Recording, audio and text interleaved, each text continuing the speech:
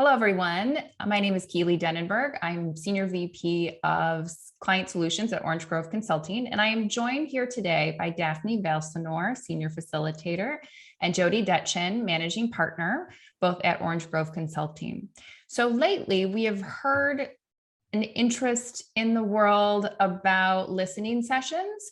We typically will utilize one-on-one interviews as part of our inclusion assessment. However, we do also use listening sessions depending on what a client is looking to do related to their DEI efforts.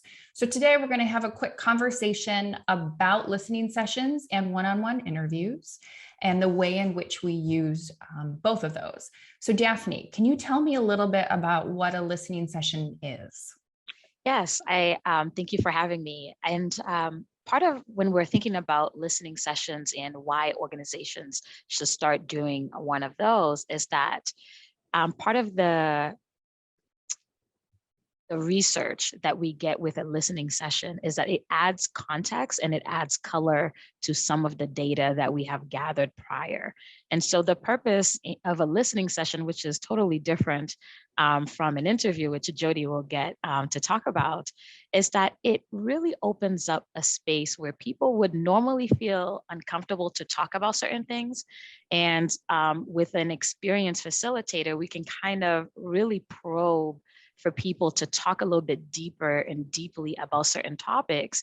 And that begins to evolve, because what happened is somebody might explain something or express something, and then it gives birth to something else because it will trigger a different thought and it will bring a different context and a different experience.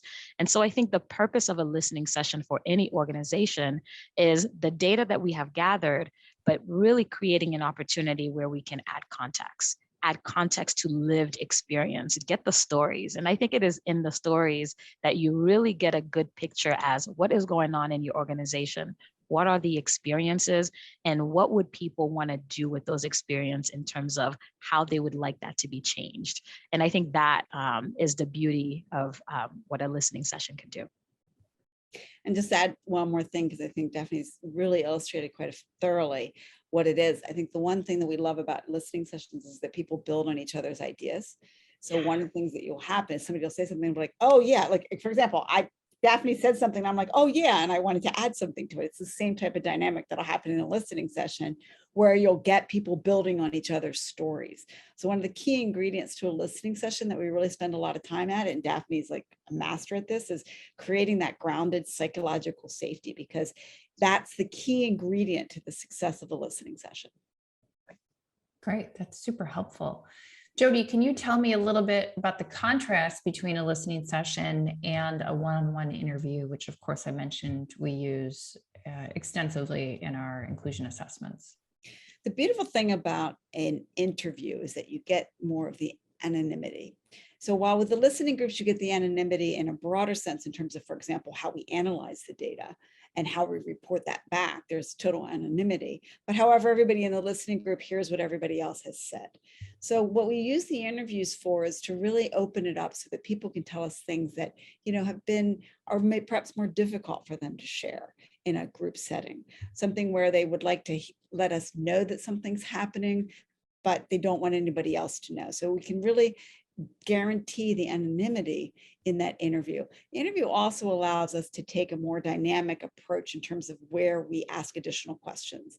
So for example, in an interview, in a listening session and an interview, both, there'll be tangents and we'll follow those tangents. With an interview process, you have a little bit more structure and you can do a deeper dive as well if somebody raises an issue that you want to understand about in more depth.